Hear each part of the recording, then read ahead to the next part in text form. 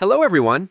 In this video, I'll guide you on how to fix error code C14A on Snapchat in a quick and simple way, so you can get back to using your account smoothly without frustration. This error usually appears due to server issues or connection problems from your device. First, check if Snapchat servers are down by searching online, because if the problem is on their side, you just need to wait. Next, switch your internet connection. Try moving from Wi-Fi to mobile data or the other way around, as unstable networks can trigger this error.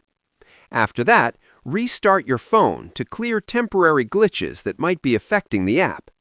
You should also clear the Snapchat cache from your device settings or simply reinstall the app to remove any corrupted files. Another important step is to disable VPN or proxy services, since Snapchat may block certain connections. Finally, make sure your app is updated to the latest version available.